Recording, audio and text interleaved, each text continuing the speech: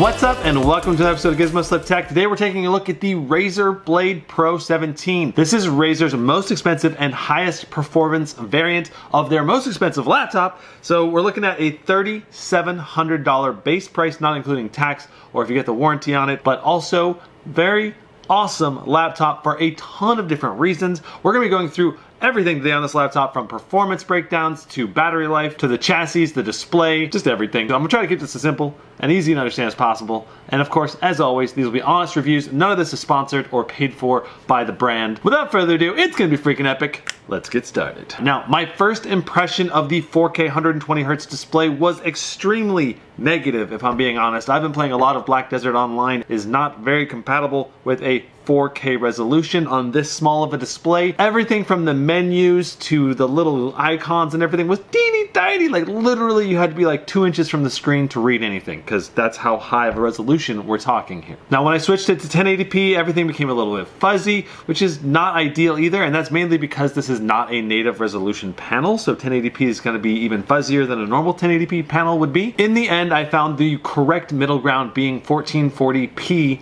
resolution, where I could read the menus and everything looked really crisp still. So after this first experience, I assumed 4K scaling was going to be a big downside with this machine, but thankfully, the other several games that I tried on it had no issues with scaling whatsoever. After using the Razer Blade Pro 17 for a while, I switched back to my Alienware Area 51, which has a 1080p display. And I suddenly realized how much better the Razer Blade Pro 17 display truly is. Not only is the day-to-day use noticeably sharper with the 4K resolution, but it also has increased color range and a massive jump in nits brightness. Now, Razer rates this display at 400 nits and 100% Adobe RGB. I measured it with a Spider 5 Elite at 438 nits, which is actually brighter than what Razer says, but the Adobe RGB rating was only at 94%. A little disappointing we didn't hit the color gamut that Razer claims on it, but the extra brightness is certainly appreciated. Now, the last major question when it comes to gaming on a 4K display is how bad is the response time and how bad is the ghosting in games like first-person shooters? And I gotta say, it was mind-blowingly good. I could play first-person shooters really well on it with no noticeable input lag. Now, I'm not sure the precise response time that this is rated. Either way, the ghosting on it is minimal as long as you're hitting that 120 frames per second in whatever game you're playing. Now, the biggest question I had going into this review is, can you actually play 4K games at 120 frames per second on an RTX 2080 Supermax Q? And that is a very interesting question, and kind of the crux of whether or not this laptop is even worth buying in the first place, right? This thing can actually handle a lot of modern titles at 4K resolution at max settings, which kind of blew my freaking mind, okay? Now, Far Cry 5, which is one of the more difficult games to run out there on ultra settings, actually played beautifully at about 72, 73 frames per second. Now, if you want that buttery, smooth, high refresh rate gameplay, you can just slap the sucker down to 1440p and bam, you're averaging really close to 120 frames per second very consistently. And that is, I think, the sweet spot for this machine. Far Cry 5 is an example of a game that you really can't push to 4K and expect 120 frames per second, at least not on ultra settings. But there are a plenty of esports competitive shooting titles that you totally can push 4K res and have a great gaming experience. Two games that I tested that easily averaged more than 120 frames per second at 4K with max settings.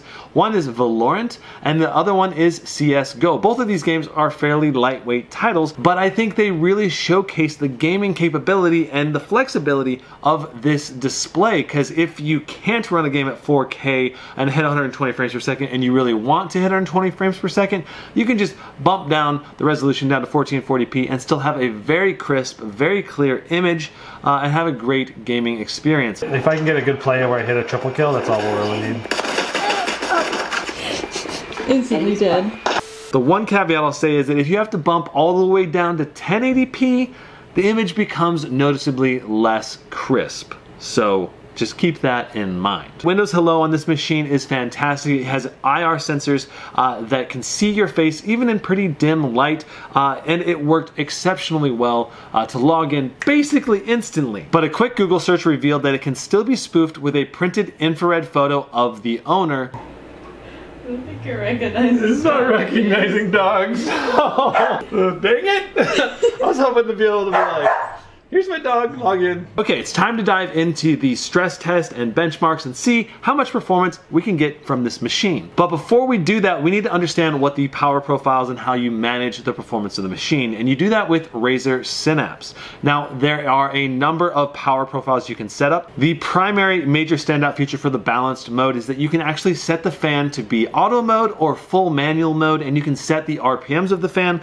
So if you wanted to blast the fan and keep the chassis very cool when the laptop is in your lap, you can do that. Or you can set the fans to be very low and let the temperatures ramp up a little bit more, but have very low fan noise. Now, if you go into the custom performance section, you can actually set whether you want the CPU or GPU to be low, medium, or high. And I played with all of these settings and a bunch of different combinations of these different settings. Now, the downside here is these power limits are a little bit lower than what some other manufacturers are setting these same components to in other laptops. So that means with the same CPU and another laptop, you might actually get a little bit more performance if that laptop has a higher power limit. And I did try using Intel XTU to override the power limits and increase them, and unfortunately Razer has hard-coded the power limits into the firmware, which makes it impossible to actually bypass, as far as I know, unless you want to like hack their firmware or something. Taking a look at the fan noise and temperatures from my stress tests, where we run the Heaven benchmark and the FIRESTRIKE CPU test at the same time.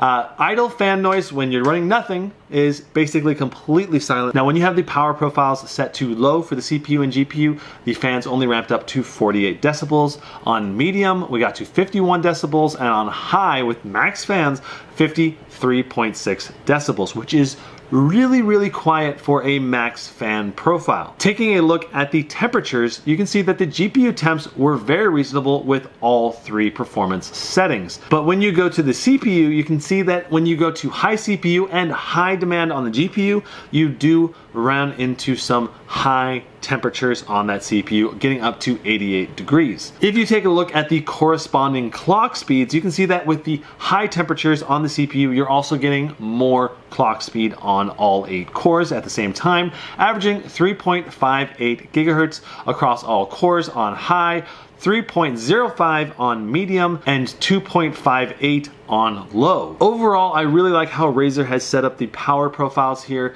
You've got a very linear choice. Do I want more fan noise and more performance, or do I want lower fan noise, lower temperatures, and slightly less performance? The really interesting thing was when I set the CPU to the low profile and the GPU to the high profile, I actually got the power limit on the GPU to go up to 100 watts, which in GPU bound games will likely give you more performance. And you can see that that's reflected in the average clock speed jumping up to 1763 on the GPU clock, compared to, for example, the 1580 on the high GPU setting. Taking a look at the 3D Mark Time Spy graphics, we've got 9358, which is quite a bit better than the Alienware M15R2's 8135 from last year. So this is, what is that? Is that a 15% jump or so? That's a significant margin of improvement. The Super is not just like this imaginary thing. We've actually got a more powerful GPU here on our hands. When you calculate how much performance you're getting on a per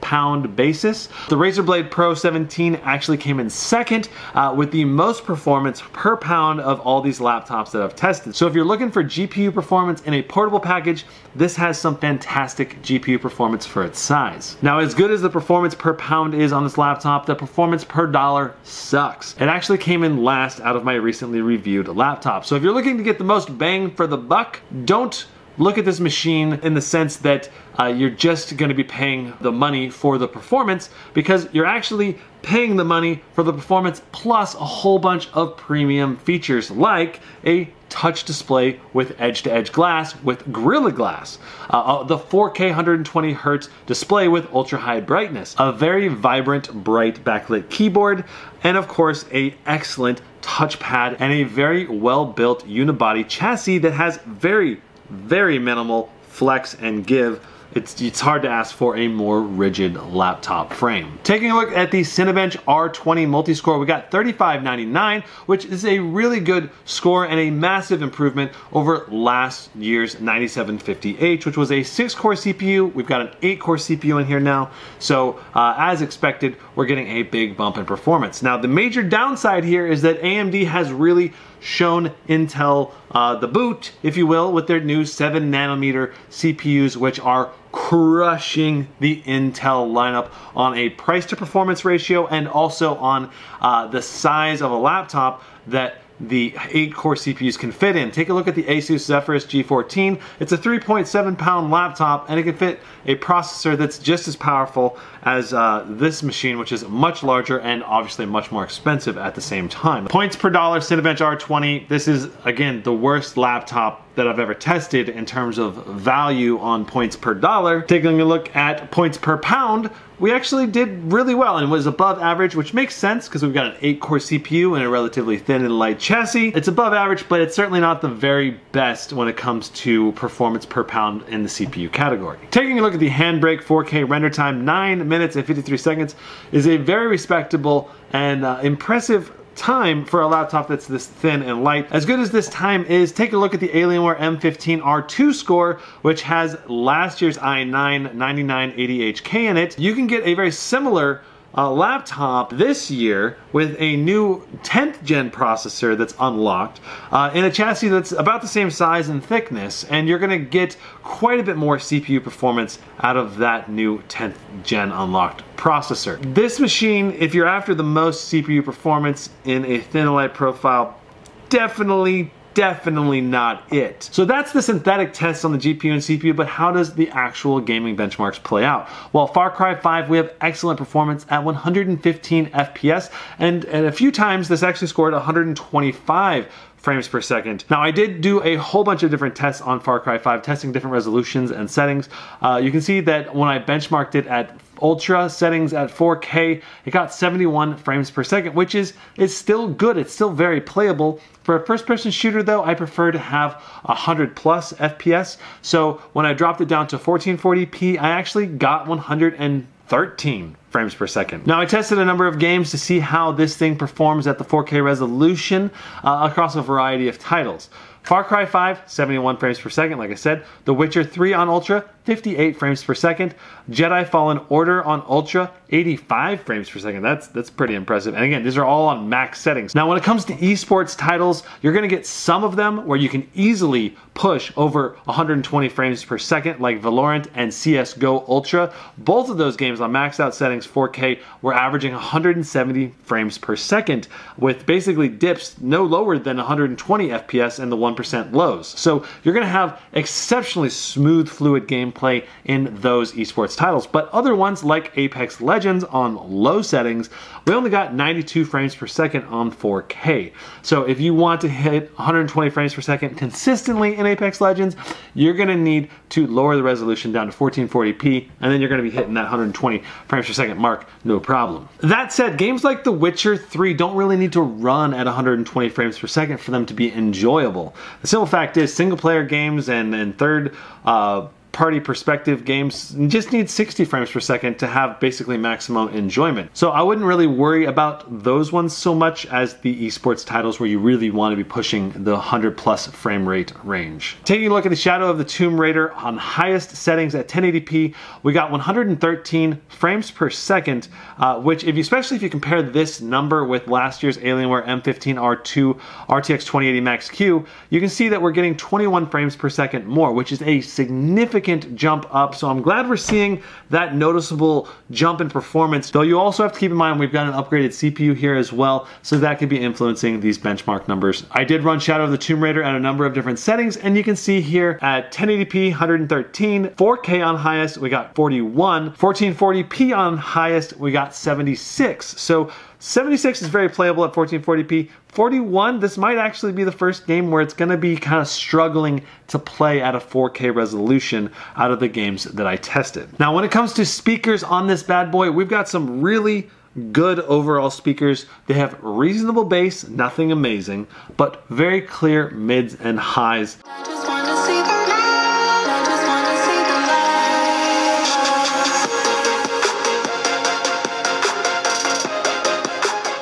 Ultimately, I think the overall volume could increase, and I think the bass could be improved. But overall, I give the speakers like an 8, maybe an 8.5 out of 10.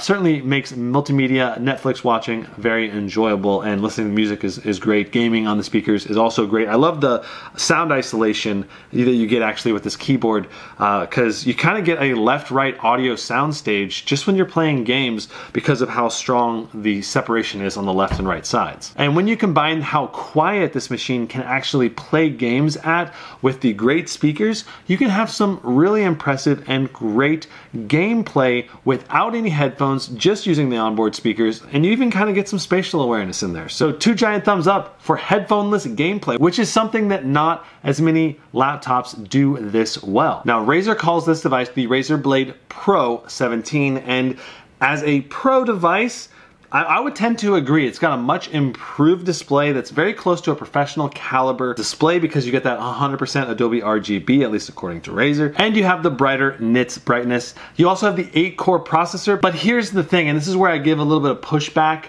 on Razer, and that's because most professionals really want the highest end hardware that they can possibly get in their machines, because time is money. Literally, when you're rendering a giant video file and it takes 3 hours instead of 7 hours, that's a big deal. And when you save that 4 hours of time rendering something, that translates directly into more money earned as a professional. For most professional users, yes, I would say this is a professional device, but if you're a professional user that needs CPU performance in particular, I would encourage you to look at slightly thicker laptops, or maybe the new AMD Ryzen processors, because they're going to provide more performance for the dollar, for sure. Another great alternative if you need more CPU performance is to look at some of the other thin and light laptops that are putting unlocked i9 processors in their machines, because those are going to get a fair bit higher amount of performance than this one. Even when gaming with the CPU and GPU in the low performance setting, the laptop still hits great frame rates in mini games. Think about a 15% dip in performance. This means 99 FPS in Far Cry 5 versus 115 FPS. So this provides for a relatively quiet and cool gaming experience, which allows, for example, you to have the laptop on your lap quite a bit easier. Or, for example, if you wanted to play without headphones on and just use the onboard speakers, it makes for an excellent overall gaming experience, which cannot be said for very many laptops. A lot of times when you go into silent mode, the performance tanks so badly that you basically get a stuttery mess of gameplay. Not the case with this one. 2 giant thumbs up. Now, one major con with this laptop is that when you want to use NVIDIA Optimus for better battery life, you have to fully restart the machine, and it also puts the laptop into 60 Hertz mode, so you lose 120 Hertz on the display, and I believe that's due to the hardware limitations. Now, the good news is that if you don't want to go through that hassle and you want to just use the laptop on battery mode with 120 Hertz, you can do that, and you're going to have significantly reduced battery run times. Think about 2 hours for like web browsing, maybe like an hour, you know, when playing games or something. But if you do decide to use NVIDIA Optimus and use the integrated graphics card, you're looking at some really good battery run times. Playing Netflix at max brightness and volume, we're looking at about 3.5 hours. If you reduce the volume and brightness, you're looking at about 5 hours. Same thing for web browsing with max brightness, about 5 hours. 7 hours if you reduce the brightness. Gaming, very short, 45 minutes to like an hour and 15 minutes. And if you just set everything into airplane mode, turn off Bluetooth, turn off Wi-Fi, and reduce the brightness a fair bit, you can get up to about 8 hours just typing Word documents or doing light office work. So overall, this is a very versatile machine, but it is pretty annoying that you have to do that whole restart and go into the Optimus mode. It's gonna be a deal breaker for some people, but I guess it's the price you have to pay for a screen that's this gorgeous. Now, the touchpad on this machine is huge. It's flawless, it glides, it's just so smooth, and the actual drivers are fantastic. It makes this laptop an excellent one to use in your lap. And the nice thing about the touchpad is that it's very clickable across the entire surface, even near the top, though it's a little bit harder to actually get the click to occur at the very top. Now, this laptop has an excellent port selection. It has literally every single port that I want in a laptop. On the left side, we have a headphone mic combo port, a USB-C, 2 USB Type A's, an Ethernet port, and the power port, which can be plugged in either way depending on which direction you want the power port to plug in. You can plug it in this way, or you can flip it around and plug it in the other way. which is kind of cool. On the right side, we have a UHS 3 SD card slot that's very, very fast. Allows you to copy large files very quickly. We've got a USB-C Thunderbolt 3 port and a third USB Type A, and of course an HDMI 2.0 Type B. And then we also have the Kensington log port, which is I guess easy to forget about, but I never use it. If you do, it's there. Now another really cool pro for this laptop is that it leverages the USB-C power delivery, charging up to 100 watts. So that means you can use a Razer Core X and power the laptop just through that connection alone.